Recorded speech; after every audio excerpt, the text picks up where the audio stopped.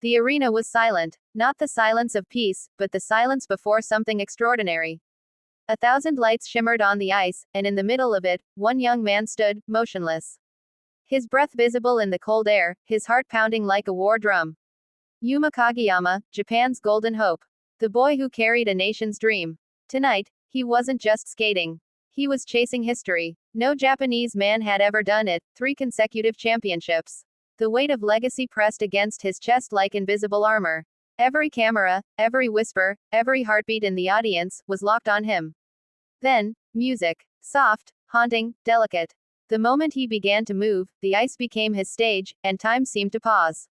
Each glide, each turn, perfect. His body danced with gravity, defied it, mocked it. He was poetry in motion, the kind that makes you forget to breathe. And just when the crowd thought it couldn't get better, he launched into his first jump, a quadruple. Clean, smooth, effortless. The arena exploded. This was Kageyama at his best, fierce, precise, unstoppable.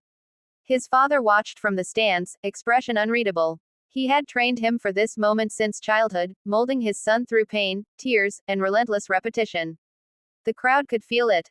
This wasn't just skating, this was destiny unfolding. He went into his next sequence, another flawless jump. Then another. It was as if the ice itself wanted him to win. Every movement shimmered with confidence. Every second screamed, he's going to do it. But destiny has a cruel sense of timing. As the music swelled, Yuma lowered into his spin, a move he had nailed 1,000 times before. His balance was steady, his rhythm perfect. But then, something went wrong. A tiny slip, a hesitation, a mistake so small, no one saw it at first. Then came the realization. He had missed the entry position. The spin was invalid. 0 points. The crowd gasped. Judges' hands moved. The scoreboard blinked. 0. For a moment, everything froze. The boy who had been flying seconds ago, was now falling, silently, invisibly, through the weight of one small misstep. Yuma didn't stop. He couldn't. He kept skating, smile still faintly on his lips, as if trying to mask the storm raging inside. Every move after that was forced, trembling, desperate to recover what had already slipped away. When the music ended, the applause was warm, but hesitant. Everyone knew. He bowed, his face calm, but his eyes betrayed him. That quiet shimmer of disbelief, the whisper in his head, how could this happen? Backstage, he laughed softly, a laugh that wasn't joy, but disbelief. First time it's ever happened in a competition, he said. I just messed it up. His tone was gentle, almost forgiving. But inside, a part of him burned. For Yuma Kageyama, perfection wasn't just a goal. It was a promise, to himself, to Japan, to the legacy of those before him. And that spin, that single mistake, shattered it. Yet that's the cruel beauty of sport. It doesn't care about perfection. It tests how you rise after imperfection. Because while Yuma stumbled, another name rose, Shun Sato. Only 1.91 points behind. Close enough to threaten, close enough to steal the crown. The rivalry was no longer silent. It was alive, electric. Reporters swarmed, fans debated, analysts whispered, is this the end of Kageyama's reign? But Yuma, he didn't answer with words. That night, alone in his hotel room, he replayed the performance over and over.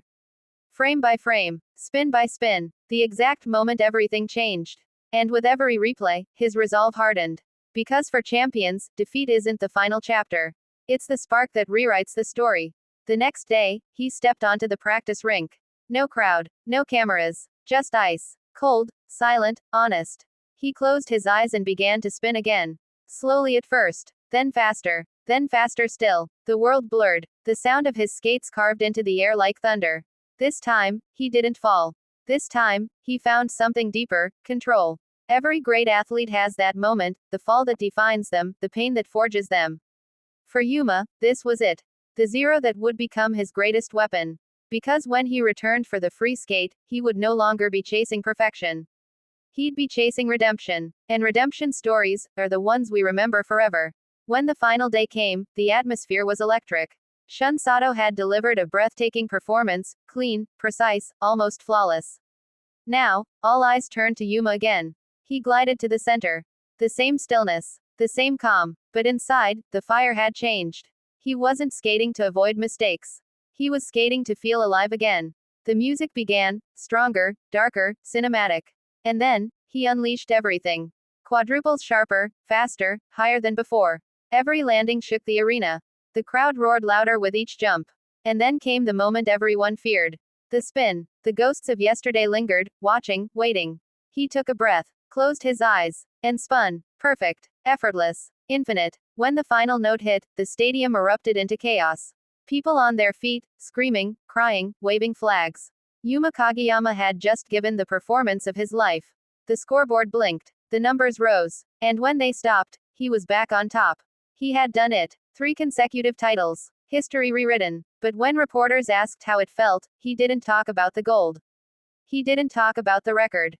He smiled faintly and said, "Yesterday, I learned how it feels to fall. Today, I remembered how to fly." And that's the truth behind every champion's story. It's not about never failing. It's about daring to rise again, when the world is watching, and the ice beneath you remembers every mistake. Yuma Kageyama's spin may have scored 0 points that night. But it became the most valuable moment of his career. Because it turned a skater into a legend. And legends are born from the silence between applause.